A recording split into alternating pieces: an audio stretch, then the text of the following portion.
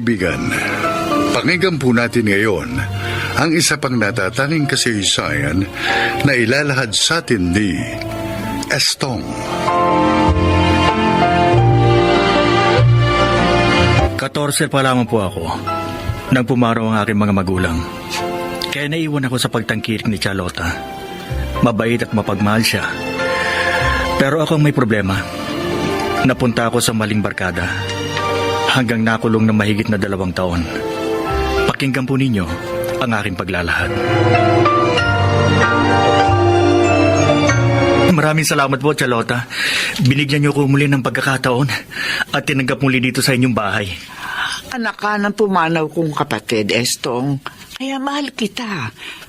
At gusto ko matulungan kang ganap na makapagbagong buhay. Pero sana naman, huwag mo na akong biguin sa pagkakataong ito. Pangako po, Tia. Hindi ko na kayo bibiguin. Lalayuan ko na po ang maling barkada at mga gawain. May gusto nga po pala akong ipakita sa inyo. Eto po. Oh, anong laman ng envelope na ito? Diploma ko po sa Alternative Learning System. Ibig mong sabihin, natapos mong high school sa pamamagitan ng ALS? Opo. May ALS po sa kulungan kaya po nag-aral po ako. At pinalad naman ako makagraduate. Oh, salamat naman. Ay, magandang panimula ito sa iyong pagbabago, pamangkin.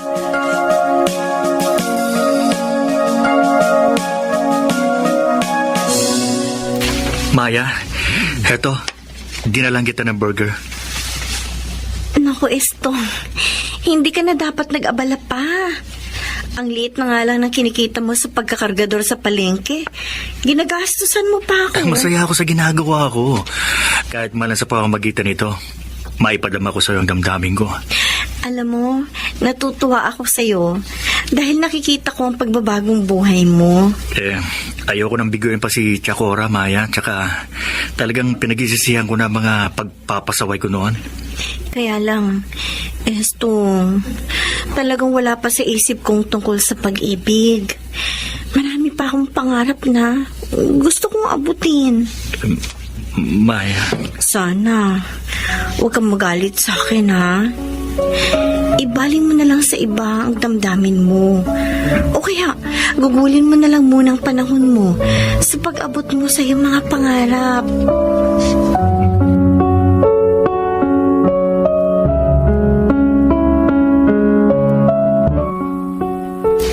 Estong, sandali nga. Oh, Dante, ikaw pala. Bakit? Alam mo, bilib ako sa'yo. Ha? Kasi ang kapal ng mukha mo. Biro mo niligawan mo si Maya. Ang ganda ng kapatid ko at titulada. Samantalang ikaw, bukod sa walang tinapos, isa kang dating bilanggo. Dante. Layuan mo ang kapatid ko, ha? Hindi kayo bagay. Hindi ikaw ang gusto ko para sa kanya. Sinabi sa akin ni Maya na wala pa sa isip niyang pag-ibig. At marami pa siyang pangarap na gustong abutin. Oh, nakita mo? May pangarap ang kapatid ko. Hindi katulad mo. Walang mararating. Nauunawaan ko siya. Pati ikaw. Dapat lang. Dahil pag pinilit mo ang kapatid ko, hindi mo magugustuhan ang gagawin ko sa'yo.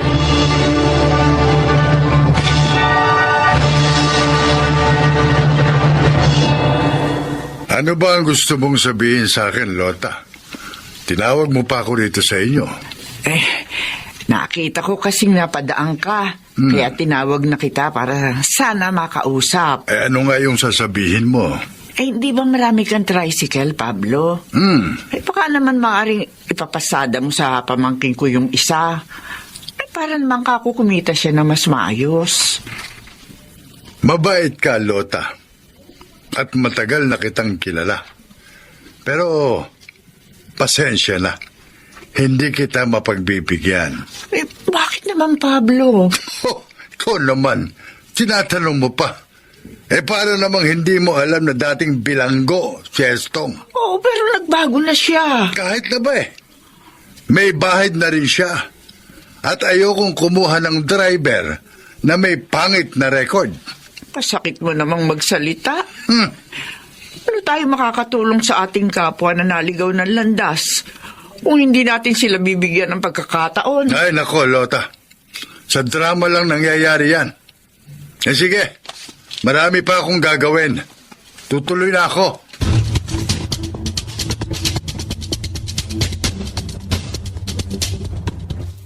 Dito na lang muna ako sa ilalim ng punong kahoy. Ayokong umuwi ng ganito ako kalungkot. Ayokong sabihin kay Charlotta na narinig kong lahat ng mga sinabi ni Mang Pablo. Sana hindi na lang ako naging pasaway noon. Sana hindi ako markada ng todo at hindi ako nakakulong. Para hindi ako nilalayuan at inahamak ng mga tao. Diyos ko, alam mo po, gustong-gusto ko ng magbagong buhay. Sana po, ituro mo sa akin ang mga hakbang na dapat kong gawin upang maiayos ko ang buhay ko. Isang aso? Ang cute. Ang cute nga. Kung hindi ako nagkakamali, mamahalin ito. Pero sino kaya may-ari nito? Cute? Nawawala ka ba, ha? Sino ba may-ari sa'yo? Bakit ko ba siya kinakausap? Hindi naman niya ako maiintindihan. Mabuti pa, isasama ko na lang siya muna sa bahay habang hindi ko pa alam kung kanino ko siya ipabalik.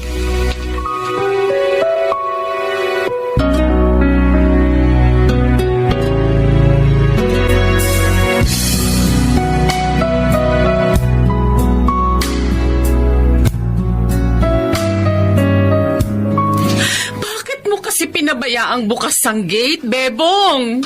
Alam mo namang lumalabas ng gate si Sheena pag bukas yun. Pasensya na po, Ma'am Emma. Nakalimutan ko pong sara. Sorry po talaga. Hinanap mo na ba siya sa paligid? Oo, pero wala po siya. Wala ring nakapansin sa kanya. Saan ko ngayon hahanapin si Sheena ko? Saan? Alam mo bang dahil sa tagal niya sa akin, anak na ang turing ko sa kanya. Oo nga, Siya ang nagpapasaya sa akin. Patawad po talaga, Ma'am Emma. Sorry ho. Halika.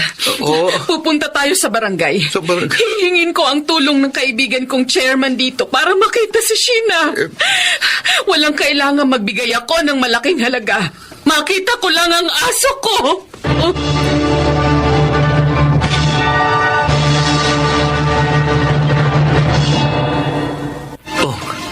Charlotta, saan po kayo galing? Bakit po ang tagal ninyo? Abay, habang bumibili kasi ako sa tindahan, nakita ko si Kapitan Banjo.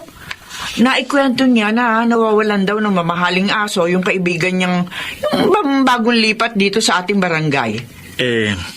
Iniisip niyo po bang si Cute yun? Estong si Cute talaga yun. At Sheena ang talagang pangalan ng aso. Paano niyo pong nalaman? Ipinakita sa amin ni Kapitan Banjo yung picture ng aso. Kaibigan ni Kapitan yung may alaga kay Sheena. Iyak daw ng iyak eh. Wala lang mawala yung kanyang aso. Kawawa naman pala yung may-ari. Saan po ba nakatira yung may-ari kay Sheena? Para maibalik ko na siya ngayon.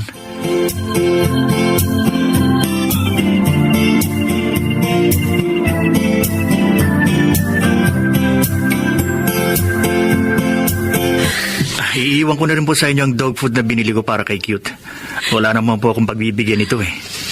Maraming salamat, Estong. Binilan mo pa siya ng dog food. Hindi mo alam kung gaano mo ako pinasaya dahil sa pagbabalik mo kay Sheena sa akin. Maliit na bagay lang po ang ginawa ko, Ma'am Emma. Hindi maliit na bagay yun. Kung ibang nakapulot sa kanya, baka hindi na siya ibinalik sa akin. O kaya baka ibinenta na siya dahil mamahalin siya. Mali po yun, Ma'am. Kaya hindi ko po ginawa. Kaya nga hinahangaan ko ang ugali mo. Eto, kunin mo. Pera?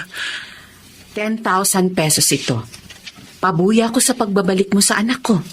Parang anak na po pala ang turing niyo sa kanya. Oo, dahil wala akong asawa at anak. Kaya si Sheena na ang naging kaligayahan ko. Ma'am, huwag niyo na po akong bigyan ng pera. Ha? Masaya po ako na may nagawa akong mabuti sa kapwa ko kahit papano. Pero gusto kitang matulungan. Sabihin mo, paano kita matutulungan? Ma'am, ang totoo po, kargador na ako sa palengke. Nakulong po ako ng mahigit na 2 taon dahil sa kasalanang nagawa ko ng mga barkada ko. Pero nagbagong buhay na po ako. Ang katunayan po, natapos ko ang high school sa kulungan. Kaya lang, hindi naman po ako makahanap ng maayos na trabaho dahil sa pagkakakulong ko.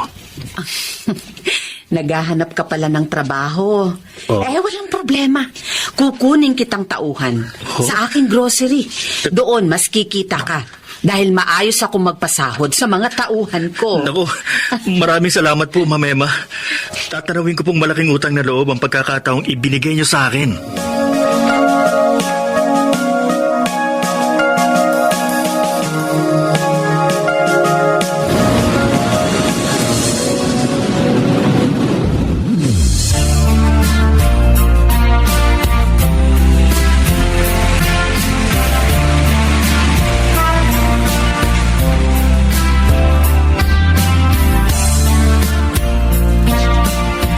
Sino ba tinitignan mo dyan sa bintana, Kuya Dante?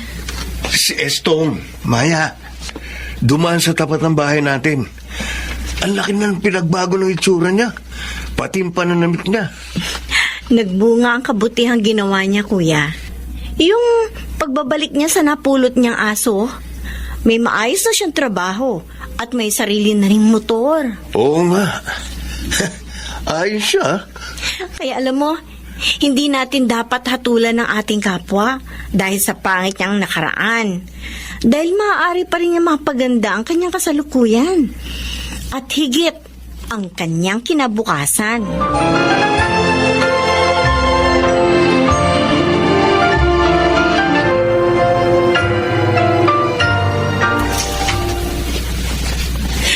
Ay, binabati kita, Estong. Natapos mo ng maikling kursong kinuha mo. Salamat po, Ma'am Emma. Binabati rin kita, pamangkin.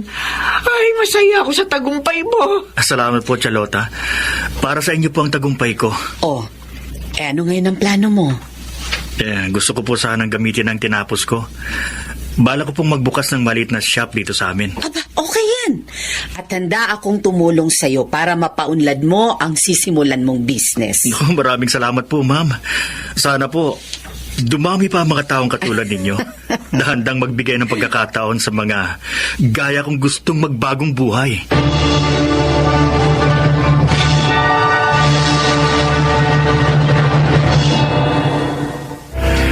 Walang maliit na kabutihan, lalo at ginawa ng bukal sa kalooban. Yun ay ginagantipalaan ng Diyos at hindi nalilimutan. Ito ang aking napatunayan. Ngayon, may maliit na akong negosyo at kumikita na ako ng maayos. Sana po, naibigyan ninyo at kinapulutan ng aral ang aking inilahad. Ako po si Estong at ito ang aking buhay. Sa isang taong nalihis ng landas na nagpakabuti at nagbago, may nakalaang gantimpalang naghihintay para sa kanya. Mga nagsiganap: Susan Robles, Jeneline de la Cruz, Bobby Cruz, Chiquit del Carmen Amor, Yunel Benjamin, at Maynard Landicho Jr. sa papel na Estong. Naglapat ng angkop na tunog Jerry Mutiang sa musika ni Buboy Salonga. Supervisyong teknikal nila Eric Lucero at Bong Muyar. Creative Consultant Phil Cruz. Production Assistant Anching Cruz. Sumulat ng ating kasaysayan Telma Corporal Alcantara. Sa direksyon Salvatore M. Proyales. Ito ang aking buhay.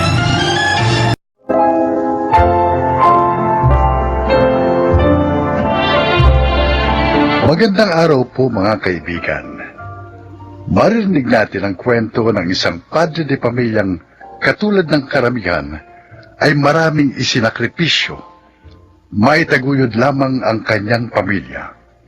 Siya ay si Fidel. Maaga akong nag-asawa, kaya hindi na ako nakapagtapos ng aking pag-aaral. Matayog man ang aking pangarap noong kabataan ko. Ngunit nang nagkaroon na ako ng mga anak, mas pinili kong mangarap na lamang para sa kanila at hindi na para sa aking sarili. Tutal wala na rin akong kakayahang abutin ang pangarap na yon. O ate, paano ba yan? Mauna na ako sa isa pila. Bahala ka, buhay mo naman yan eh. Kung kami sana masusunod, mas mainam kung ang ate mo muna makapag-asawa bago ikaw, Eme. Kaya lang, wala naman tayong magagawa kasi wala namang kasintahan ng ate mo. At wala ring manliligaw. Uy, grabe naman kayo sa akin. Kasi naman ate, sabi ko sa'yo, lumabas-labas ka rin paminsan-minsan. Paano ka naman makakapag-asawa kung bahay at opisina lang yung pinupuntahan mo? Sa opisina nyo, palay naman may asawa yung mga lalaki doon. Huwag mo na nga akong pinakikialaman. Wala naman akong problema kung mauna ka sa akin na mag-asawa. Concerned lang kami sa iyo kasi lahat na nga ng mga kapatid mo may asawa na. At tumatanda na kami ng tatay niyo. Ayaw namin na dumating ang araw na mawawala na kami sa mundo tapos may maiiwan sa inyo na mag-isa. Kasi naman ate, ikaw naman puro katrabaho. May pinag-iipunan ako, kaya subsub ako sa trabaho. Ano naman ang pinag-iipunan mo, Aber?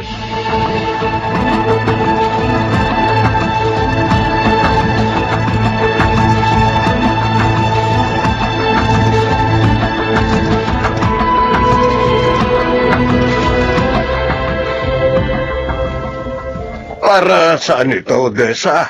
Para po sa inyo, Itay. Ay, napakalaking halaga naman ito. Bakit? Aanin ko ba ito? Magtapos po kayo sa pag-aaral. Ano? Sa edad kong ito? 50 anyos na ako. Uy, bakit ho? May age limit po ba ang pag-aaral? Ayoko. Gamitin na lang natin to sa pagpapatayo ng negosyo o kung ano man ang mas mapapakinabangan natin. Huwag mo na akong pag-aksayahan pa ng pera. Tay, kung para sa negosyo, may pera ako para dyan. Ito ho, para sa'yo talaga ito. Anak, Tignan nyo nga itong dingding natin. Punong-puno ng diploma at mga certificates naming tatlo ni na Kuya Pom. Si nanay may diploma rin. Tay, ikaw lang ang wala. sapat na sa aking may mga nakasabit kayong diploma dyan. Masaya na ako. Hindi ko na kailangan maghangad ng bagay na hindi naman para sa akin. Hindi lang ito para sa diploma. Alam ko may pangarap kayo noong kabataan ninyo. Kaya lang mas pinili ninyo magtrabaho kaysa magtapos. Dahil naririto na kami magkakapatid. Kailangan nyo kaming buhayin.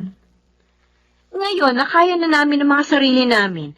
Panahon na para pagtuunan mo naman ang pansin ang sarili mo, Tay. Matanda na ako. Pagtatawanan lang ako sa eskwelahan. Hindi. Paano kayo pagtatawanan? Kaibigan ko ang mga guro sa e-enrollan yung eskwelahan. Tay, pakiusap. Kahit man lang para sa amin.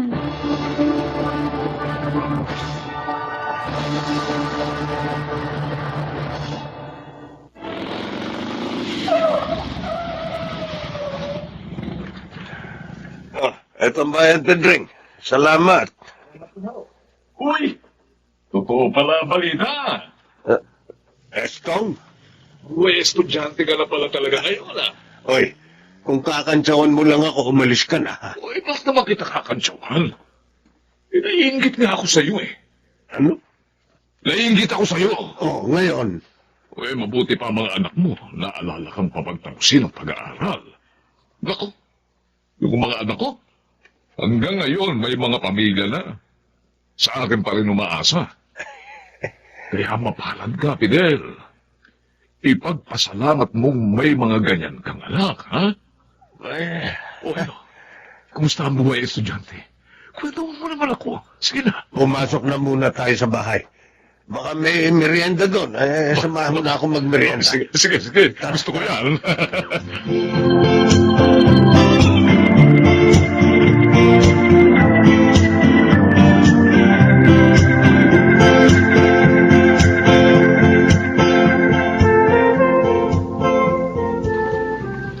Paano ba ito pagagalawin? Nako, ito na nga ba ang sinasabi ko kay Odessa, kaya ayoko na mag-aral eh. Lahat teknolohiya na ang ginagamit. Hindi ko na maalam kung paano gagamitin ang mga ito. Ay, Oh, Mom, napadaan ka. may kinuha lang ako kay nanay. Hmm. Ano yung ginagawa niyo sa computer? Mabuti nga't napadaan ka. Halika. Bakit to? Tulungan mo ako rito. Anong gagawin niyo? Hirap na ako rito. Paano ko ba ito pagagalawin? Ganito. Hawakan niyo itong mouse. Oh, Ito. oo. Ayan, oh. Di ba may tinuturo yan? Ang hirap na pala maging estudyante ngayon eh. Ay, mas mahirap magpalaki ng mga anak at magtaguyod ng pamilya. Pero nakaya nyo. Kaya imposibleng hindi nyo to kayanin. Tiwala kami sa kakayahan nyo.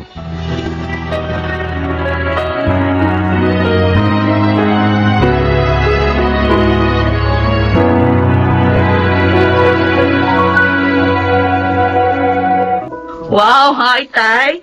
Nakakaisang school year ka na. Nakakaisang school year na puno ng reklamo. Bakit, Tay? Mahirap ba? Huwag mo na akong tanungin. Ay, ikaw, kumusta ang preparasyon mo sa kasal? Maayos naman ko, Nay. Patapos na sa awa ng Diyos. Mas pag-igihin mo ang pagsisikap, Emmy. Lalo na't magkakaroon ka na rin ng sarili mong pamilya. Oo, alam ko yan.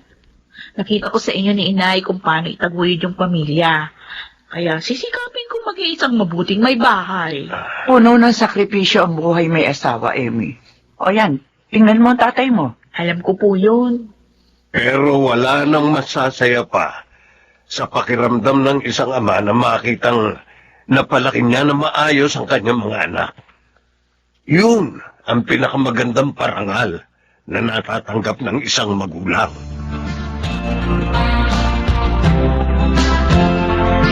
Tay? Saan ni Emmy ngayon ah? Hindi ba nagpaalam ka na sa teachers mo? May bigla ang oral exam daw. Hindi pwedeng hindi ako pumunta. Ibabagsak ako ng profesor at baka mag-retake ako nitong subject. Gusto ko nga makagraduate ka agad, di ba? Anong oras po bang pasok nyo? 3:00. O 2:00 ang kasal ni Emmy. Oh, Mabuti pa, magbihis na kayo. ano? Pagkatapos niyong ihatid sa altar si Emmy, ihahatid ko kayo sa eskwelahan. Baka hindi tayo Kaya makahabol. yan, Tay. Hindi pwedeng hindi niyo ihatid sa altar si Emmy. Tiyak na magtatampo yun. Magtiwala kayo sa akin. Ako ang bahala.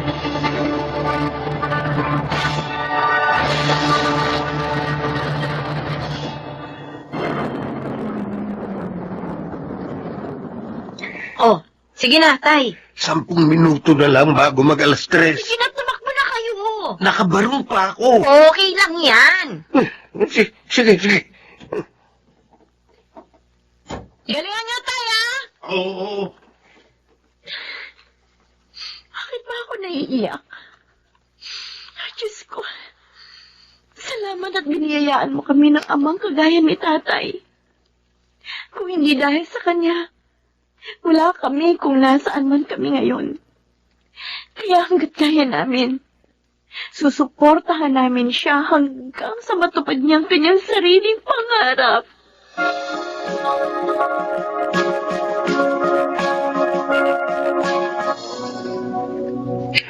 Parang kailan lang. Inaayawan mo pa si Odessa sa alok niyang papag-aralin ka. O ngayon, gagraduate ka na, Fidel. Parang hindi pa rin ako makapaniwala hanggang ngayon. Pagkatapos nito, matutupad na pangarap mong maging isang degree holder.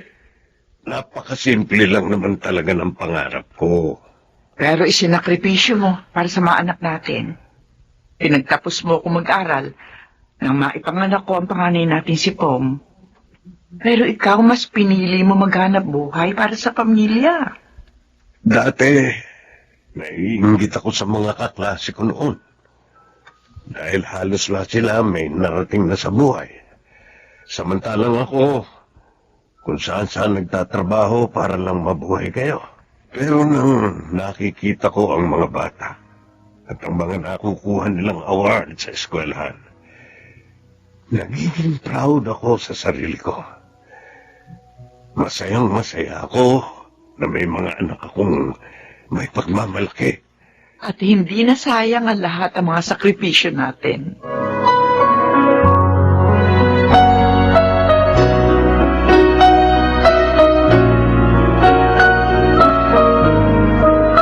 Uy, Emmy, Ano? ayusin mo naman itong damit ko. Si kuya naman, oh.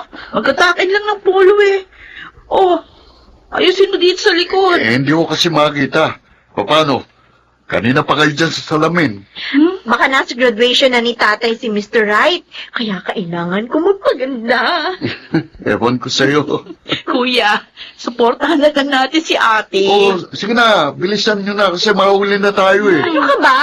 Kaya natin makarating sa school ni tatay in 5 minutes. Oy, Odessa, ayan ka na naman ha. Oh. Sabi ko sa'yo, huwag kang laging overspeeding sa pagmamaneho. Di ko na nasanay kay ate. Kung hindi siguro yan naging empleyado sa bangko, baka car racer yan. O kaya sana, bilis-bilisan mo na rin maghanap ng mapapangasawa. Tama!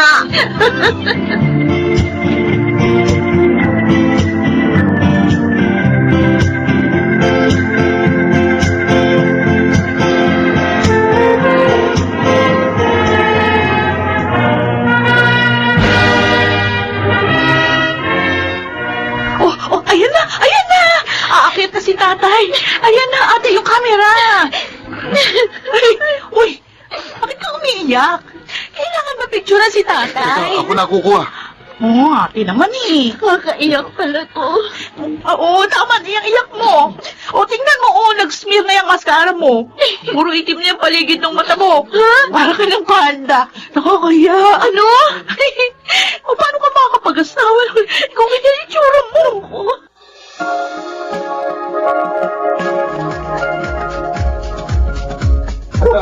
Mga anak, graduate na tatay nyo.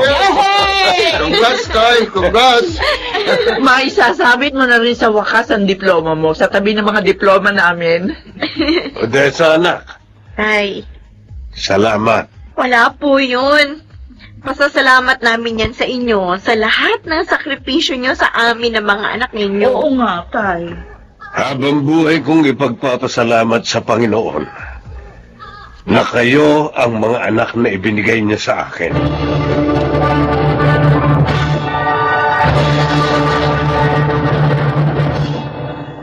Para sa iba, isa lamang papel ang diploma. Pero para sa akin, ito'y isang parangal na hindi kailanman matutumbasan ng kahit anong salapi o anumang material na bagay. Ang aking diploma ay patunay na ni minsan hindi ako nagkamaling pinili kong maging isang padre de pamilya. Ako si Fidel. Ito ang aking buhay.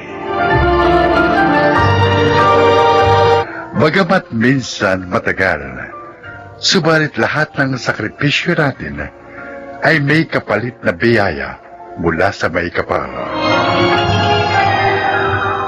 Mga nagsiganap, Chiquit del Carmen Amor, Rosana Villegas, June Ligaspi, Phil Cruz, Susan Robles, at Lionel Benamin sa papel na Fidel. Naglapat ng angkop na tunog, Jerry Mutiar, sa musika, Buboy Salonga, supervisyong teknikal, Eric Lucero at Bong Villar, creative consultant, Phil Cruz, production assistant, Anching Cruz. Ito'y mula sa panulat ni Rita Laparon, sa direksyon, June Martin Ligaspi at Maynard Landicho Jr. Ito ang aking buhay.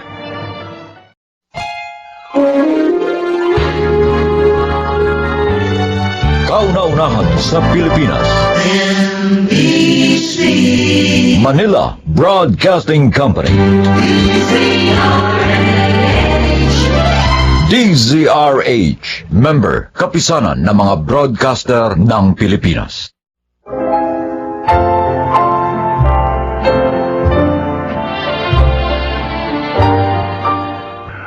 Magandang araw po mga giliw naming tagapakinig. Narito ang kasaysayan ng isang inang halos mawasak ang puso. Siya ay si Anita.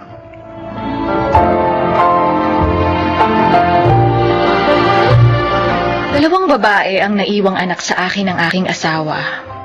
10 taon noon ang aking bunso nang pumanaw siya. Mula noon, ibinuhos ko na sa pagtatrabaho ang aking panahon upang maitaguyod sin Odessa at Cecil. Hindi naman ako nabigo dahil lumaki silang mabait at masunuring mga anak.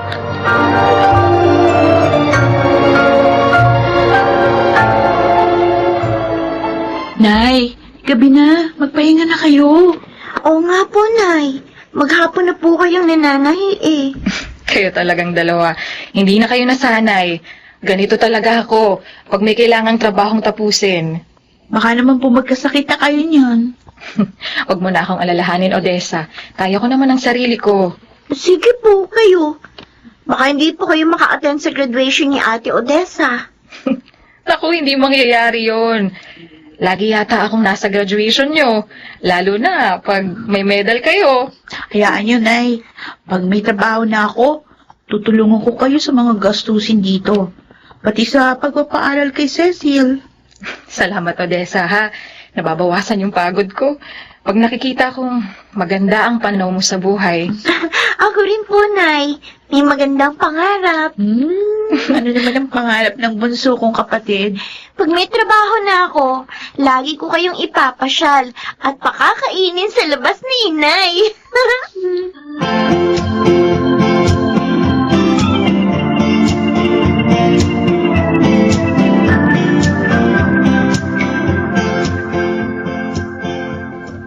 Ano ba ayaw mo sa akin, Odessa?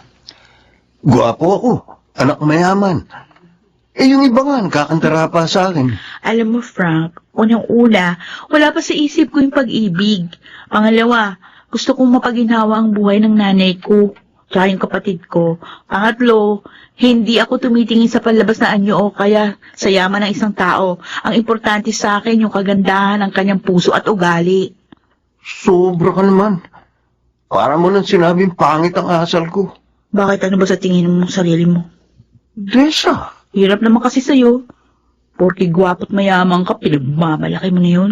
dapat ko naman talagang ipagmalaki yun Dahil magaganda ang katangiang yun. Asensya na, Frank. Pero para sa akin, hindi ka dapat maging mayabang kahit may mga katangian ka. Dahil lahat ng tao, ano man ang kalagayan sa buhay, nakatuntong pa rin dapat sa lupa.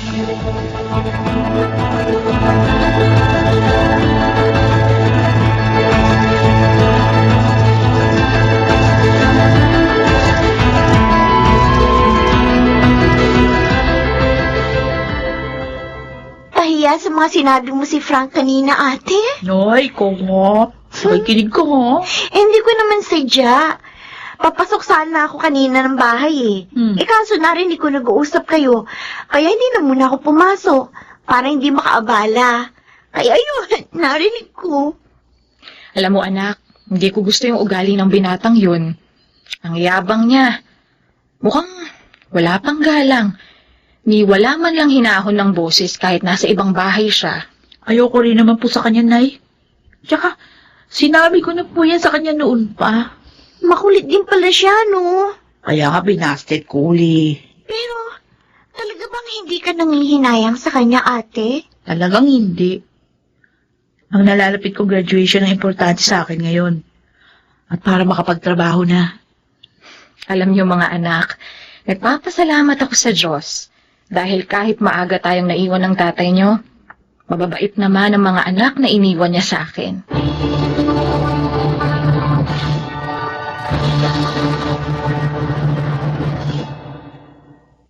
Inom pa tayo, Bernie. Tama na ito, Frank. Gabi na eh. Tsaka, baka nakakaabala na ako. Hindi. Ako nagyaya sa'yo. Kaya wag mo isipin yun. Pero may pasok pa ako sa opisina bukas eh. Ay, Samahan mo na siya, ha? ay, Eh, kesa naman sa ibang lugar pa siya, binom. Mas okay na rito.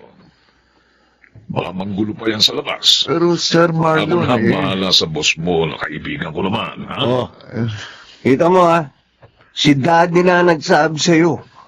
Bakit ba parang gusto mong magpakalunod sa alak? Broken-hearted ang anak ko.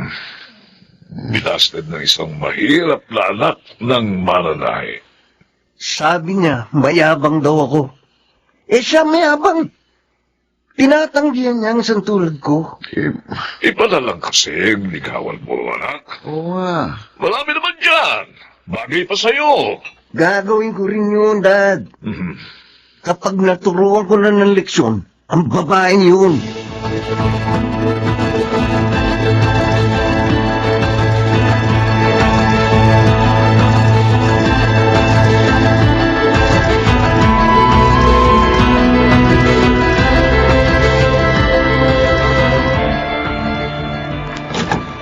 Ay, sa wakas, nakarating din. Nakakapagod maglakad. Sayang din kasi yung ibabayad ko sa tricycle, kaya naglakad na lang ako pa uwi dito. Galing sa nagpatahi sa akin ng damit. O, Nay, dumating na po pala kayo. Ah, Cecil, anak, ikaw na nga magluto nitong dalawang isda para sa hapunan natin, ha? Opo. Nay, si ate nga po pala, nagpunta sa bahay ng kaklase niyang si Menchi. May practice daw sila ng sayaw para sa graduation nila. Eh, sinabihan mo bang huwag magpagabi? Opo, uuwi daw po siya na maaga.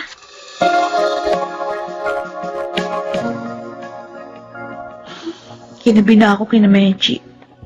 Kasi naman, ang tagal bago bumalik yung kuryente sa kanila. Tuloy, di kami agad nakapag-practice. Pero hindi bale. Papaliwanag ko na lang kay na yun. Hello, Eh. Odessa. Ginabi ka yata. Ikaw pala, Frank.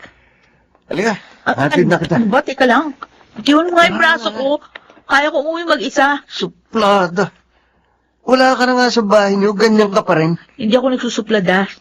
Ayoko lang ihatid mo ko.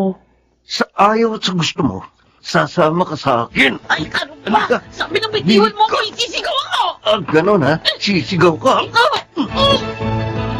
Ah, loko. Hindi mo na kayang suntok ko sa sikmura mo. Ngayon, maggagawa ko ng lahat ng gusto ko sa'yo.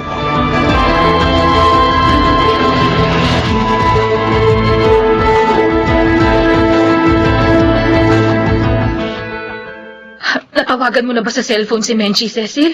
Opo. Anong sabi? Kanina pa rin po umalis dun si ate. Bakit ganun? Gabing-gabi na wala pa yung ate mo. Hindi naman niya ugaling nagpapagabi sa daan eh. Nagkaalala na nga rin po ko eh. Hindi ko po kasi makontak ang cellphone niya. Diyos ko, ano kaya nangyari sa anak ko? Alika, May tao. Rita! Sandali, bubuksan ko. Alika, Rita! Bernie, bakit? Napasugod ka. Si Odessa po.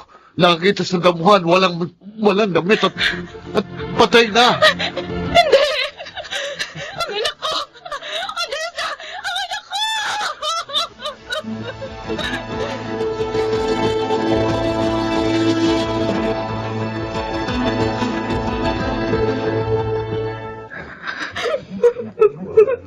Kawawa ko, anak. Odessa! Sino nga yung paggawa nito sa'yo? Sino? Hindi na siya nakaabot sa graduation niya. Sobra talagang ginawa sa kapatid mo. Hinalay na, pinatay pa. Hindi ako papayag. Kailangan magkaroon ng katarungan na sinapit ng anak ko. May hinala ako kung sino gumawa ng ganito kay ate. Sino, Cecil? Si Frank! Posible. Dahil nung nakainuman ko siya, nagbanta siya eh. natuturuan ng leksyon si Odessa. Bernie, maawa ka. Sabihin mo sa mga pulis ang nalalaman mo. Kailangan magdusa ang lalaking yan.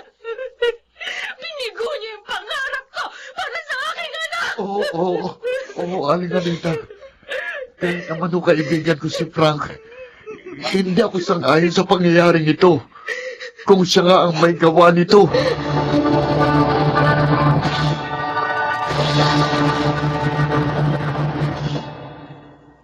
Nay, magpahinga po muna kayo. 3 araw na kayong walang tulog eh. Paano ako makakatulog? Ganong alam ko na. Nakatakas ang gumahasa at pumatay sa ate mo. Lalo po tayong magkakaproblema. Pag nagkasakit po kayo. Si anak, napakasama niya. Wala siyang karapatang patayin ang kapatid mo. Animal siya. Madadakip din po si Frank, Nay. Naniniwala po ako. Ibibigay din ng Diyos ang katarungan para kay Ate Odessa.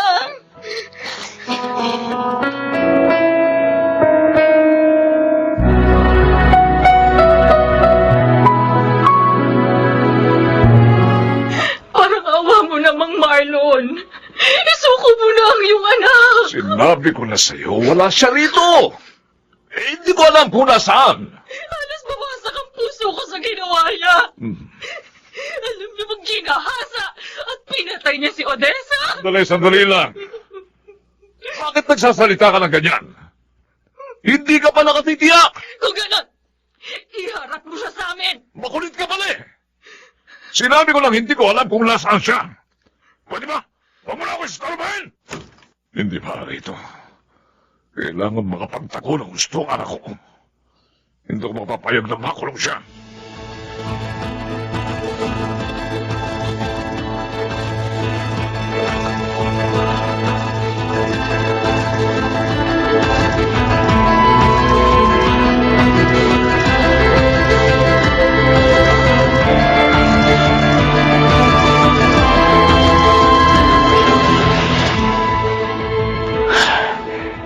Nakaalis na si Daddy.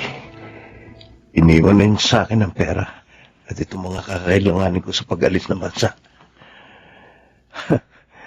Mahalas lang niyo, Aling Anita. Suplada kasi anak niyo eh. Kaya yun ang bagay sa kanya. Frank Barona?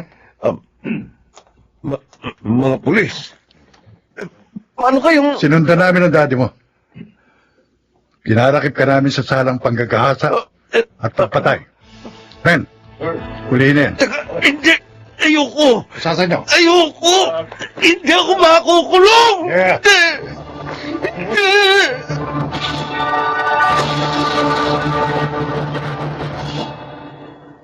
Ganon na lang ang pasasalamat ko sa Diyos nang madakip si Frank. Ngayon ay nahatulan na siya. Kahit masakit para sa akin ang lahat, sinisikap kong tanggapin na lamang ang mapait na pangyayaring iyon bilang pagsubok sa aking pagiging ina. Ako po si Anita at ito ang aking buhay. May kaparusahan ang bawat kasalanan. Kaya huwag sanang padaig ang tao sa kanyang kapusukan. Baka nagsiganap. Rosana Villegas, Chiquit del Carmen Amor, Lionel Benamin, Jun Legaspi, Phil Cruz, at Laika Barista sa papel na Anita. Naglapat ng angkop na tunog Jerry Mutia, sa musika Buboy Salonga, supervisyong teknikal Eric Lucero at Bon Muyar, creative consultant Phil Cruz, production assistant Anching Cruz. Ito'y mula sa panulat ni Telma Corporal Alcantara, sa direksyon June Martin Legaspi. Ito ang aking buhay.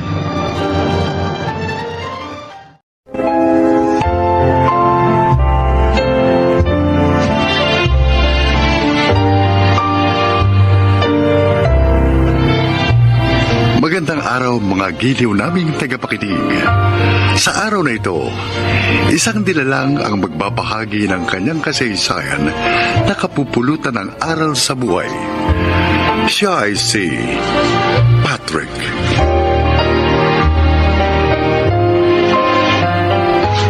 Magandang hapon po sa inyong lahat. Lumaki kong competitive at goal-oriented, kaya nang magtrabaho na ako, nadala kong pag-uugaling ito. Ang ibabahagi ko sa inyong kwento ngayon ay ang mga katotohanan ng aking napagtanto nang minsang sinubok ng Panginoon ang aking buhay.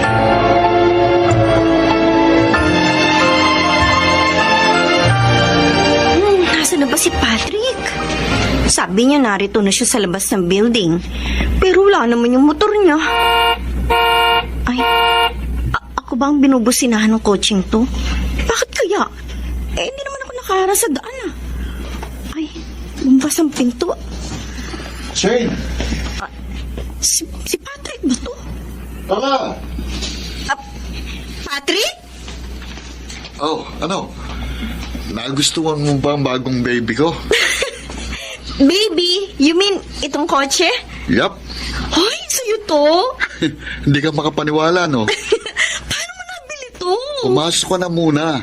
Ikakwento ko sa'yo habang iniikot natin ang buong lungsod.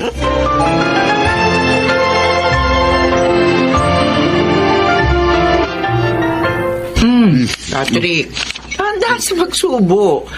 Baka mabulunan ka. Ma'am, may presentation ako ngayon sa company meeting namin. Kailangan ko mag-rehearse ng 1 hour bago ang meeting. Malilate ako kapag hindi ko bilisan kumain. Oo, uminom ka muna ng tubig. Baka malimutan mo na naman. Pinalinis ko na nga pala yung sasakyan mo. Sabi ko, ingatan at baka magasgasan. Lalo na't bagong bili mo yon. Salamat pa.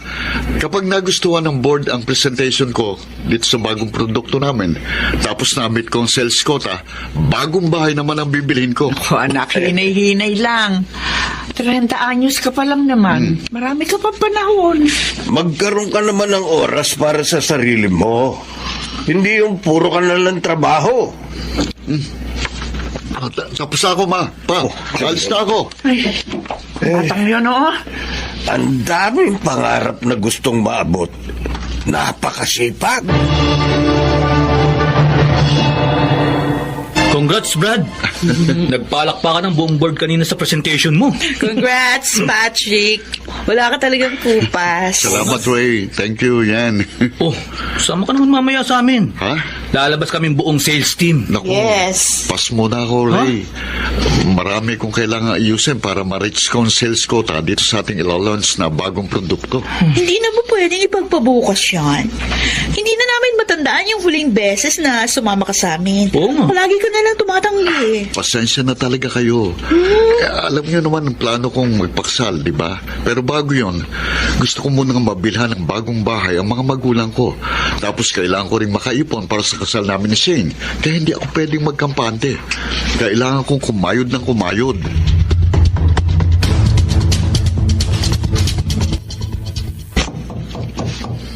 Sandali.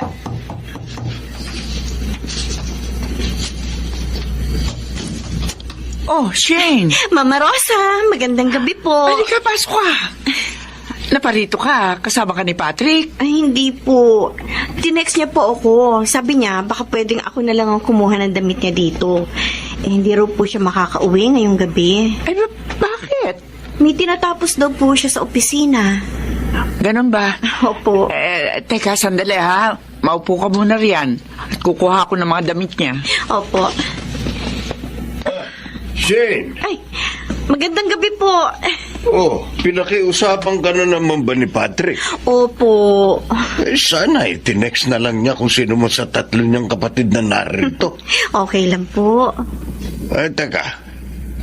Kayo bang dalawa ay nakapag-uusap pa? O nakapag-date man lang? Nako. Mukhang alam ko na ang sagot Kahit hindi ka magsalita, hindi makapagsisinungaling ang mga mata mo.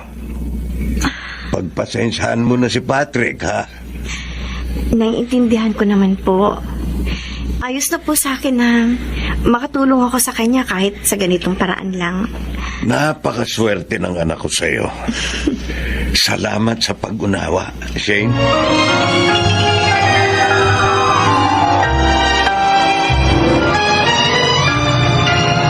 Ray, sabay-sabay na tayo umuwi. Oo, yan. Ah, teka. Bakit? Si Patrick. Nakatulog na rito sa desk niya. Patrick! Patrick!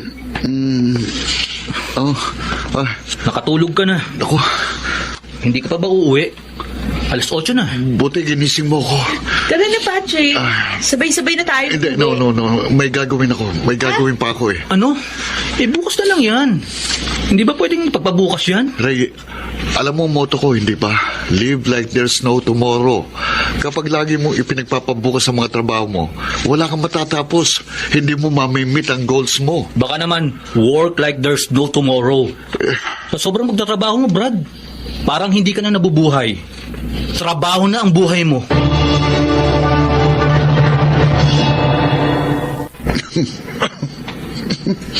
Patrick, Ma, ilang araw na yata yung ubo mo. Panay din ang inom mo ng pain reliever. Nakita ko kanina sa basurahan doon sa kwarto mo, yung mga boting wala nang lamang gamot. Magpa-check up ka kaya sa doktor? wala ito, Ma. Huwag niyo akong alalahanin. Uminom kasi ako ng malamig na tubig nung isang araw eh. Nangangayayat ka rin ngayon. Tapos, nangangalumata ka. Natutulog ka pa ba? Pag uwi mo dito sa bahay, nagtatrabaho. Nagtatrabaho ko para sa atin. Hindi niyo ba na-appreciate yun? Hindi naman sa ganun, anak. Nag-aalala lang ako sa kalagayan mo. Huwag niyo akong alalahanin dahil kaya ko ang sarili ko. Patrick! Shane, naparito ka? Galing ako sa opisina. Dumaan lang ako para, ibigay ito. Regalo ba ito? Oo. Anniversary natin ngayon. Ha? Bilang magkasintahan. Nakalimutan mo? Ay, hindi. Itetext naman kita para batiin. Naunahan mo lang ako. Talaga? Yung totoo. Nakalimutan mo, hindi ba?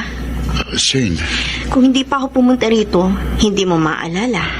okay. Oo na. Aaminin ko. Nakalimutan ko talaga pero... Shane, alam mo naman na marami kong iniisip ngayon sa trabaho, di ba? Kailangan kong maibili ng bagong bahay ang pamilya ko bago tayo magpaksal. Talaga? Yan ba talaga ang dahilan ng pagtatrabaho mo, Patrick? Teka, ano ba sinasabi mo? Bakit ka nagagalit? Pamilya pa rin bang dahilan mo sa pagtatrabaho mo ng sobra-sobra? Para sa pamilya mo pa rin ba yan? O para sa sarili mo? Hindi kaya masyado ka na nawiwili sa natatanggap mong mga paghanga mula sa mga boss mo at katrabaho mo? At natatakot kang mawala ang reputasyon mong yon? Kaya araw-gabi kahit kalabaw ka? Shane, Hindi naman kailangan ng pamilya mo ng limpak-limpak na pera. Nagtatrabaho ka para sa sarili mo, Patrick. Para sa sarili mong interes. Sana lang huwag dumating ang panahon na mapagtanto mong lahat ng pinaghirapan mo ay mawawala ng kabuluhan kapag nawala sa'yo mga tao nagmamahal at nagmamalasakit sa'yo. Sana wag dumating sa puntong mapatunayan mo hindi ka kayang yakapin ng pera kapag nag-iisa at nalulungkot ka. At lalong hindi ka kayang damayin ang trabaho mo kapag nagdurusa ka.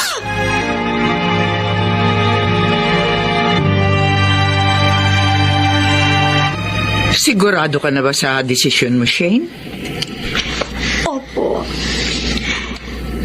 Pasensya na po kayo. Nauunawaan ko naman po si Patrick. Kaya lang, hindi na po ako parte ng buhay niya.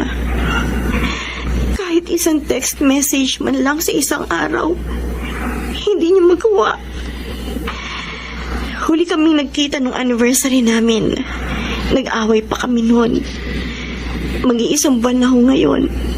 Hindi pa uli kami nagkikita o kahit magkausap man lang sa cellphone. Shane, ako na ang humihingi ng paumanhin para sa anak ko.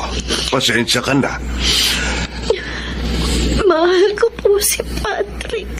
Alam namin yon. Pero siguro, Sandali lang. May tumatawag. Hello? Oh, Ano? bakit po?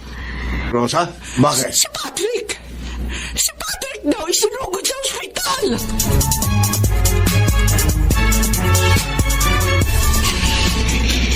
Isang subo na lang. Shane, busog na ako. Sige na, isa na lang. Para makainom ka na ng gamot, ha? Sige. Yan. Inom ko muna ng tubig. Sige. Yan, sandali ha. Kukunin ko lang yung gamot mo. Shane. Patawarin mo ako. Patrick, Dahil sa pagiging workaholic ko, nakalimutan kong pahalagaan ang relasyon ko sa iyo at sa pamilya ko. Masyado kong sinambang trabaho ko, pero tama ka. Sa huli, hindi naman ako kayang damayan ng trabaho ko. Ikaw, kayo pa rin ang pamilya kong narito sa tabi ko. huwag mo nang isipin yun. Ang mahalaga, na-realize mo na ngayon ang kahalagahan ng pamilya at higit sa lahat, ng kalusugan natin. Kung hindi pa ako nagkasakit, hindi ko pa mapagtatantong lahat ng ito. Patawarin mo ko sa lahat ng mga pagkukulang ko. Huwag mo ako alalahanin. Ang importante ngayon, magpalakas ka. Oo.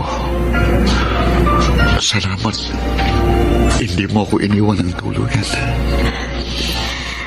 Dahil mahal kita. Tandaan mo, Patrick. Ang pera, ang mga material na bagay, ang trabaho, dumarating at nawawala ang mga yan. Pero kapag nagsumikap ka, makakahanap ka uli ng trabaho.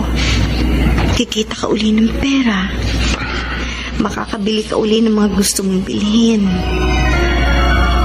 Pero ang buhay natin, isang beses lang na ibibigay sa atin. At kapag nawala ito, wala na. Kaya mula ngayon, pahalagahan mo na ang buhay mo. Ang buhay ay biyaya, Patrick. Napakalaking biyaya.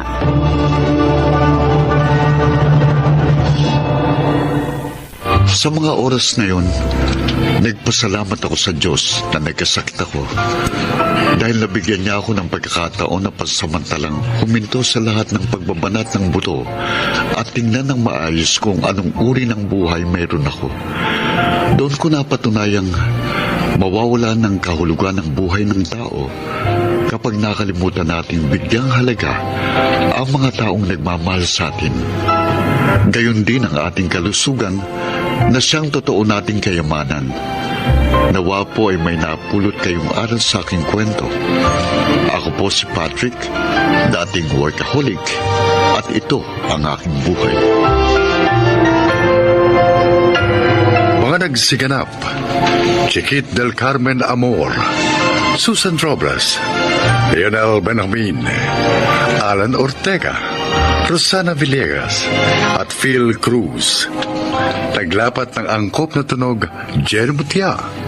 Supervisyong teknikal, Eric Lucero at Bong Muyar. Creative Consultant, Phil Cruz. Katulong sa produksyon, Anching Cruz. Sumulat ng ating kasaysayan, Rita Labanon. Sa direksyon, Salvador M. Reales. Ito ang aking buhay.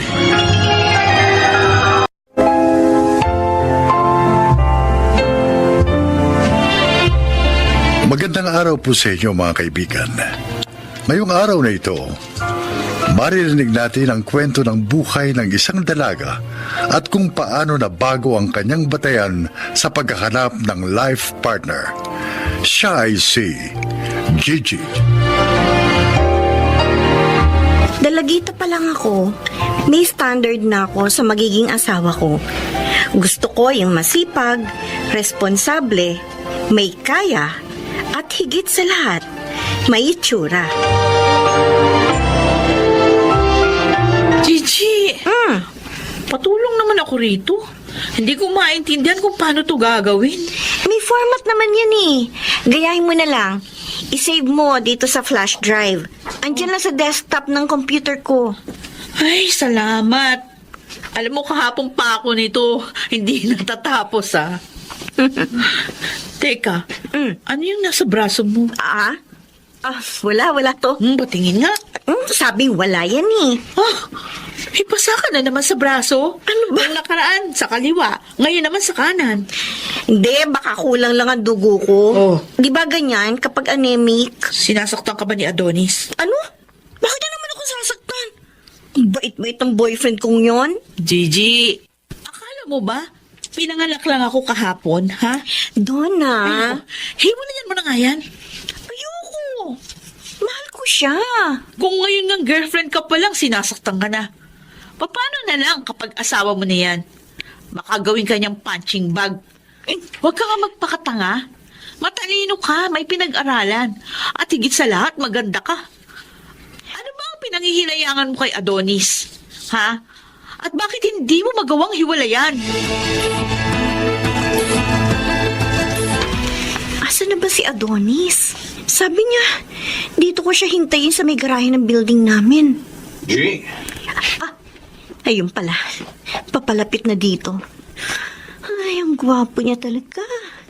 Saan pa ba ako makakahanap ng boyfriend na ganito ka-pleasant ang mukha? Parang anghel. Hi.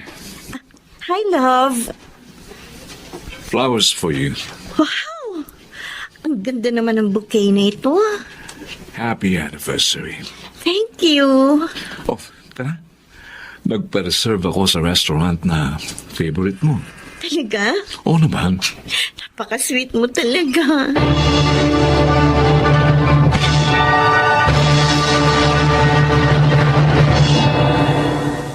Gigi, Tay, bilhin mo nga ako mamaya ng regalo. regalo po? Oo.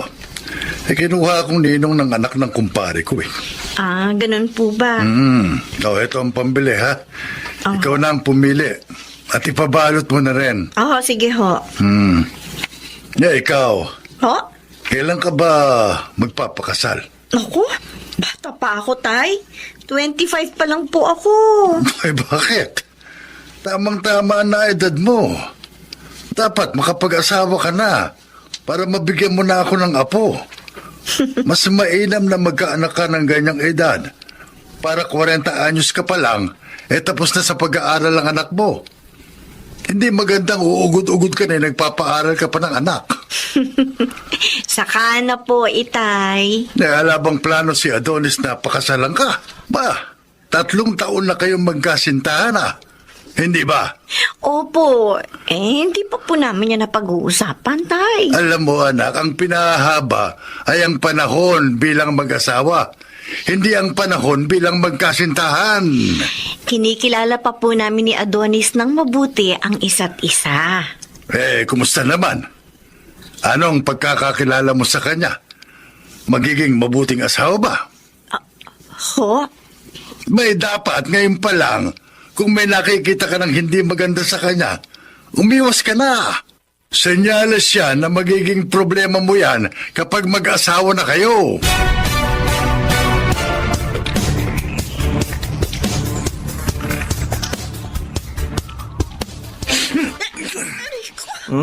Hindi pa sabi ko sa'yo, ayokong tinatawagan ako kapag kasama ko mga barkada ko.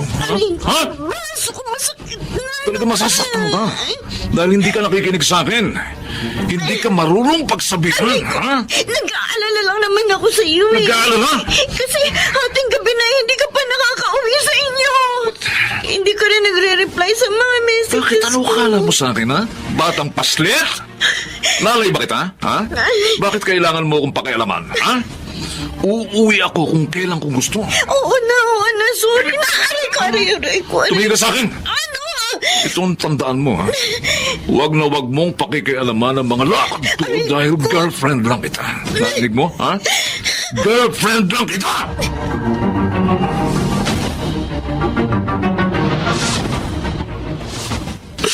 O ngayon, iiyak-iyak ka.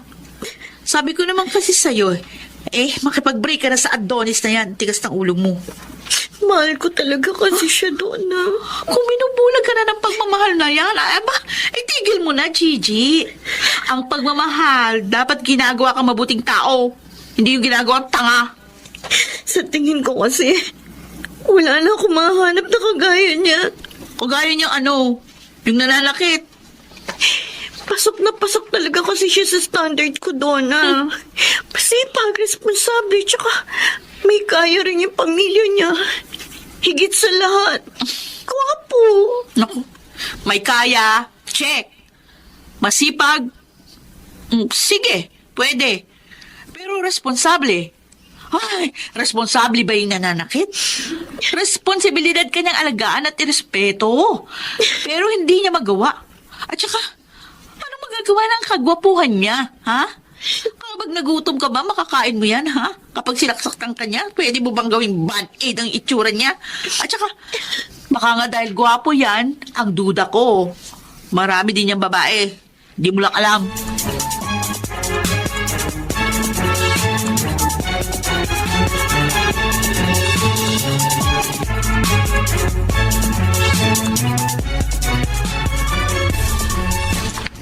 Kanino bang number to? Kanina pa tawag ng tawag.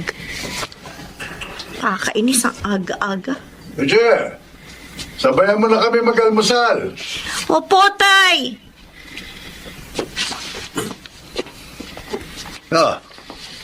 Maupo ka. Siya nga pala, si Weng. Weng? Magandang umaga. Katulong ko sa paggawa ng extension ng kusina natin. Siya yung anak ni Paring Pidong. Galing yan ng Manila. Umuwi dito. Bakasyon daw muna. Binata yan. At saka, parang mas boto ko rito kay Weng kaysa doon sa boyfriend mo. Ay!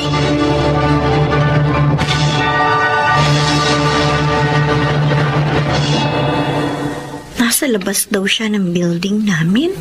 Gigi? Ikaw yung ka-text ko? Yeah, oo. Ako si Ara.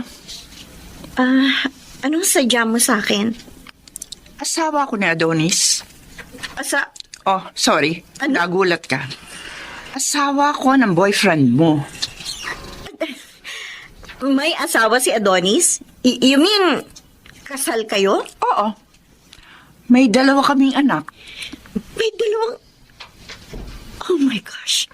Seryoso ka? Baka naman sinisiraan mo lang si Adonis. Baka naman gusto mo lang kaming paghiwalayin. Alam ko, gwapong boyfriend ko at marami nagkakagusto sa kanya. Eto, pictures namin sa gallery ko. Pwede na ba itong patunay? What the... Isa pa, hindi ako nagpunta rito para patunayan na asawa niya nga ako. Pumunta ako rito para ipaalam sa iyo na may asawa ang kasintahan mo. At kailangan mo na siyang hiwalayan. Pero ulitin ko, Gigi. May asawa si Adonis. Ako na humihingi ng tawad sa iyo.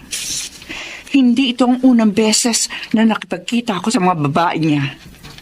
May mga nauna pa sa iyo. At ayoko masira ang buhay mo dahil lamang sa kanya. Kaya kung ako sa iyo, makikipag-break na ako sa kanya ngayon din.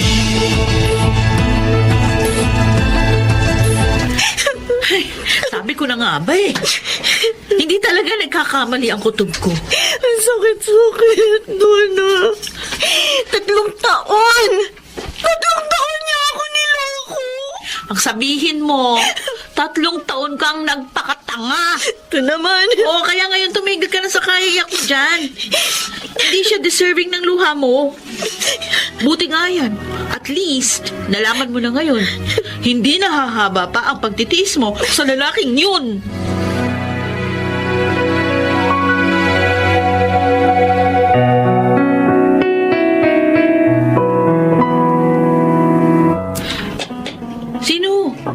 Sino yung sinasabi ng tatay mo na irereto niya sa'yo? Ha? Ituro mo sa akin, Gigi. Ay, no. Yun, yung nakasuot ng itim na t-shirt na may suot na sombrero. Ang pangit, di ba? May itim. At saka, basta, hindi ko type. O ano namang issue mo sa maiitim? Bakit ang puti-puti mo ba? Ito naman. Itong sinasabi ko sa'yo, huwag kang nagbabase sa itsura ng tao, Gigi. Kapag tumanda tayo, pare-parehong mangungulubot yung mga balat natin. At isa pa, ang itsura lumilipas yan. Hindi habang buhay maganda o kaya gwapo ang isang tao. Pero ang ugali, panghabang buhay. Ano naman ang gagawin mo sa gwapo? Pero babaero naman at nananakit. O edi doon ka na sa medyo hindi ganong kagwapuhan pero mabait. Ay, shh, huwag ka maingay ha. Papalapit siya. Pwede raw bang makahingi ng malamig na tubig, sabi ng tatay mo? Naku, oo, pwede. O gusto mo pa, humingi na rin ang number niya. Donna! O ibibigay ko sa'yo. Ano? Hay, pwede ba huwag kang pa-smile? Smile lang dyan. Maraming manliligaw tong kaibigan ko, no? Baka maunahan ka pa.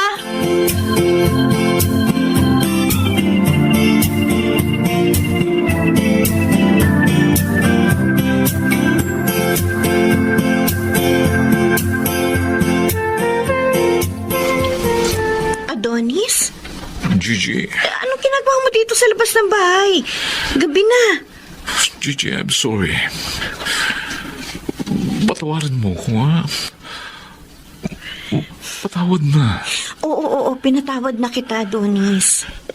Kung gano'n, pwede bang tayo uli, ha? Mahal kita. Mahal na mahal kita, Gigi. Teka, bitiwan mo ko. Hindi pa sinabi ko sa'yo. Tapos na tayo. Alam ko, mahal mo pa rin ako. Gigi, please. Nagmamakaawa ako sa'yo. Hindi ko kayang mabuhay nang wala ka. Saan pelikula mo naman kinopya ang linyang yan? Uulitin ko, Adonis. Break na tayo. At isa pa, may boyfriend na ako. Ano? Sino? Ayun! Weng! Gigi? Yan? Sakyan mo na lang yung sasabihin ko, ha? Si Weng. Siya ang boyfriend ko. Siya? Kaya wag mo na akong pupuntahan ulit sa bahay namin, okay, Gigi! Adonis? Ulitin ko. Break na tayo!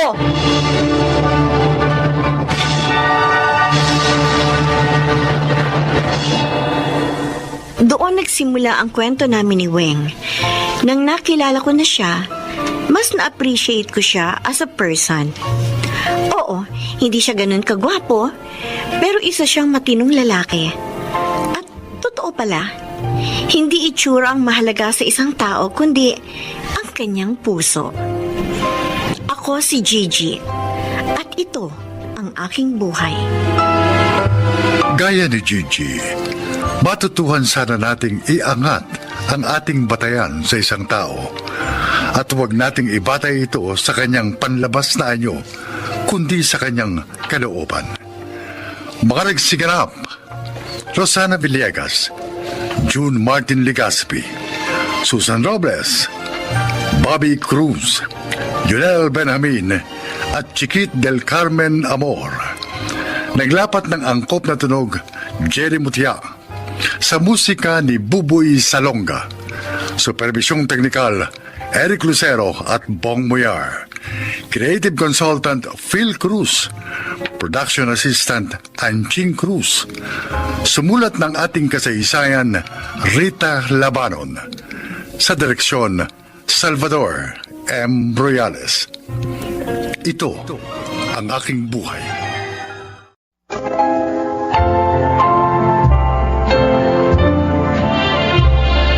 Sa araw araw na ito, mga kaibigan, maririnig ninyo ang isang ginang na nalihis ng landas. Siya ay si Judith.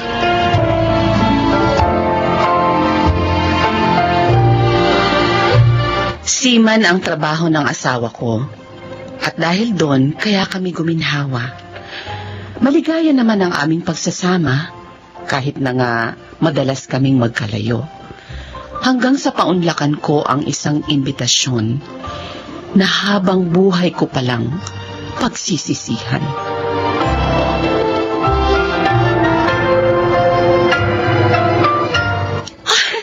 Talaga, Wilson? Hindi ka nasasakay pa sa barko? Oh, Judith. Magbi-business na lang ako. Kaya lagi niyo na akong makakasama ng aking mga anak. Salamat, Han. At last, after 12 years, hindi ka na mapapalayo pa sa amin. Miss ko na kasing makasama kayo. Lalo ka na, ha? Ganon din ako, Wilson. Miss din kita. Mula ngayon, ha? Babawiin natin ang mga panahon. Nagkalayo tayo.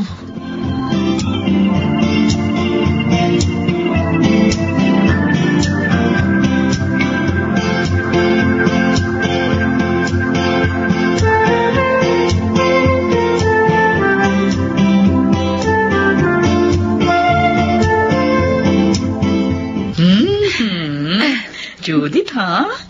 Mukhang nahiyang ka sa 2 weeks na bakasyon niyo ng pamilya mo. Kasi medyo tumaba ka. Ganun ba? Sobrang saya ko, Lota. Kung maaari nga lang, wag nang matapos ang bakasyong yun. Kaso hindi pwede dahil bubuksan na ni Wilson ang negosyo niya. O, ibig mo sabihin, hindi na siya magbabarko uli? Oo, talagang hindi na, Lota. Dito na siya sa piling namin. Uy, hindi ka na makakapagkasino niyan. Mabuti nga yun. Noon pa naman talaga, gusto ko nang iwan yung bisyong yun. Wala yung naidulot na maganda sa buhay ko. Ay, alam mo, para sa akin, hindi dapat ginagawang libangan yan ng tao. Maganda yung gagawin mo. Kaya lang, paano si Eliseo? Lota? Kasi hinahanap niya sa akin, Judith. Hindi ka daw niya makontak. Yung cellphone mo hindi matawagan. Oh, kaya nga nung tumawag ka sa akin at sabihin mo narito na kayo, kaya pinunta kita agad. Sinadya ko talagang i-off ang cellphone ko. Lota, may bibigay akong sulat sa'yo. Pwede bang pakibigay mo sa kanya?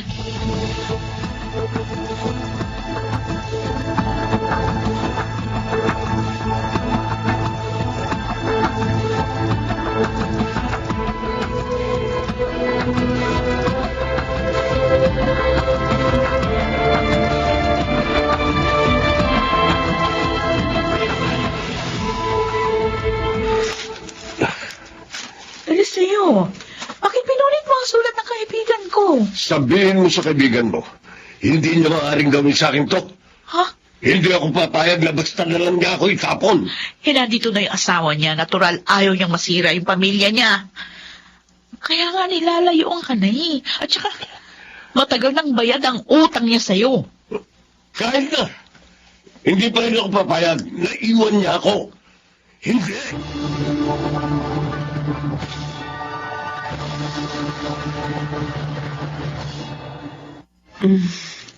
Anong masasabi mo sa masahe ko, Han? Okay, ha? Sarap. Hindi pa rin nagbabago ang pagmamasahe mo. Walang kupas, ha? Nakita ko kasing napagod ka sa ginawa mo sa maghapon. Oo nga. Kaya minasahe kita. Salamat. Isa yan sa mga na-miss ko sa barko, eh. Yung masahe mo. Ayoko kasing magpamasahe sa iba. Lalo na kung sa babae. Naku, alam mo na. Gusto ko ikaw lang. Maraming salamat, Wilson. Nanatili kang tapat sa akin. Kahit kalayo tayo. O, teka. Bakit umiiyak ka? Ha? Masaya lang ako. Masaya ako dahil sa sinabi mo. Judith. Napakapalad ko sa pagkakaroon ng asawang katulad mo.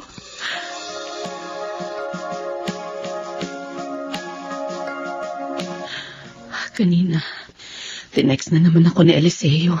Ang kulit niya. Ayaw niyang makinig kay Lota. Ayaw din niya akong tigilan. Kung bakit naman kasi nakipagrelasyon pa ako sa kanya. Ay, nagsisisi ako sa ginawa kong yun. Diyos ko, ano bang gagawin ko? Tiyak na isusumpa at hihiwalayan ako ng asawa ko pag nalaman niya ang lahat. Ayoko mangyari yun. Mahal na mahal ko si Wilson. Anak, bakit ko umiiyak? Nay? Napapansin ko, tuwing tayong dalawa na lamang ang magkasama dito sa bahay nalulungkot ka. Naisip ko tuloy, itinatago mo lamang sa iyong asawa ang nararamdaman mo. Inay. Hindi ka makasagot. Kung ganun, tama ako. Ano bang problema mo, anak? Sabihin mo sa akin. Baka patulungan kita. Napakabigat po ng problema ko, Nay. Ano nga yun? Sabihin mo. Handa ako makinig at unawain ka. Ano man yun? Nakagawa po ako ng isang mabigat na kasalanan kay Wilson.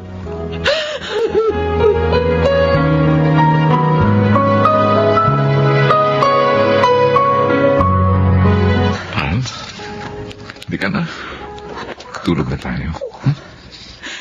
Anong gagawin ko? Gusto nila sa'yo magkita kami. Han, Ano ka mo, Han? sabi ko matulog na tayo. Mauna ka na. Hindi pa kasi ako inaantok Sunod na lang ako. Han, may problema ka ba? Ha? Para kasing ang lalim ng iniisip mo. Hindi. Wala. Wala akong iniisip. Ang totoo, medyo masama lang ang pakiramdam ko. Talaga? Oo.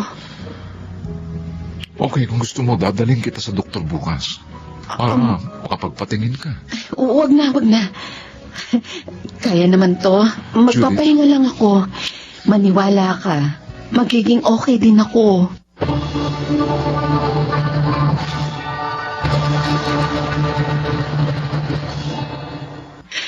Yun ang nangyari, Lota. Oh, Diyos ko. Malaking problema talaga yan. Nahahalata na ni Wilson ang pagiging balisa ko. So, ano ngayon ang plano mo?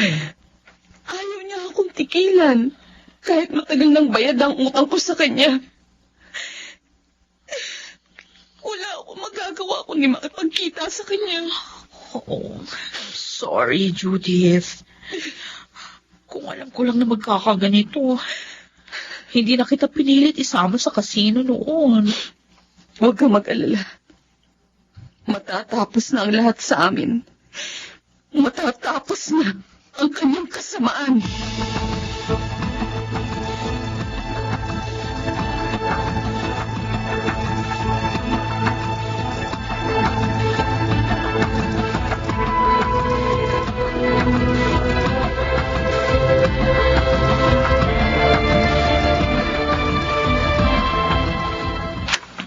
Judith. Sabi ko na nga ba hindi mo ako matitiis Huwag mo akong hawakan. Aba, Sinabi ko na sa'yo, tapos na tayo. Bakit ayaw mo pa rin tumigil? dahil hindi akong lalaking pwedeng basta itapon ng babae. Ako magtatapon sa babae. Kung ayaw ko na, Eliseo, ikaw, gustong-gusto kita. Kaya hindi ako papayag na iwan mo ko. pakiusap naman. Huwag mong sirain ang pamilya ko. Mahal ko sila. Wala akong pakialam. Ang mahalaga sa akin, maging maligaya ako. Napakasama mo talaga. Sabihin mo na lahat ng gusto mong sabihin. Basta ngayon, paliligayahin mo ko. Ha? Hindi.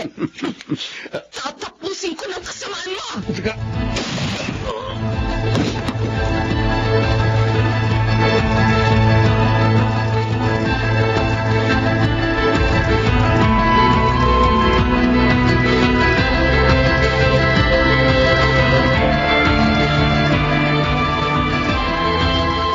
Iniisip mo na may mabigat siyang problema. Oo, Romy. Kilala ko na asawa ko. Alam na alam ko kapag may bumabagabag sa kanya. Kinausap mo na ba siya tungkol doon? Ginawa ko na yun. Pero ayaw niyang sabihin eh. Masama lang daw ang pakiramdam niya. Kaya siya matamlay. Siguro, ayaw nga niyang ipagtapat. Teka, kung si Aling Carlita kaya ang tanungin mo? Biyanan ko? O siya nga, baka alam niya kung anong problema ng kanyang anak.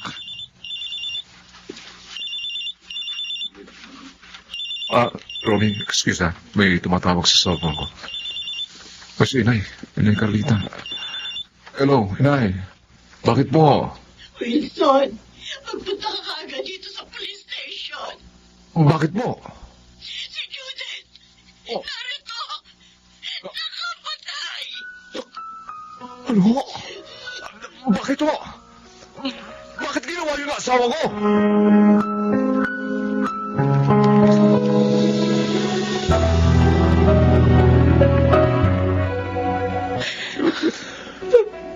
Bakit mo ginawa yun? Bakit ka patay ng tao? Patawarin mo ako, Wilson, sa ginawa ko. Binigyan kita ng malaking kahihiyan. Judith, Sobra na siya. Napakasama niya. Matagal na akong bayad sa utang ko. Nakikipag-iwalay na ako sa kanya pero ayaw niya pa rin akong lubayan. sabi mo, mahal mo ko, hindi ba? Bakit po ako pinagtaksilan? I'm sorry. I'm sorry. Sa kagustuhan kong maibalik ang pera natin sa bangko. Na naubos ko sa pagkakasino. Napilitan ako makipagrelasyon kay Eliseo. Patawad. Patawad, Wilson.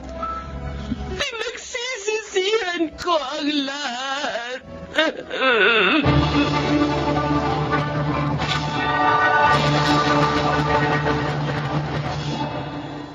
Ilang taon na akong nakabilanggo dahil sa aking pagkakasala. At hanggang ngayon, abot-abot ang aking pagsisisi. Naiisip ko, sana hindi ako sumama kay Lota sa kasino. Sana hindi ko siya pinagbigyan kahit minsan. Hindi sana nawasak ang aking pamilya. Bago ko po tapusin ang aking kasaysayan, gusto ko lang sanang manawagan sa mga misis na nakikinig.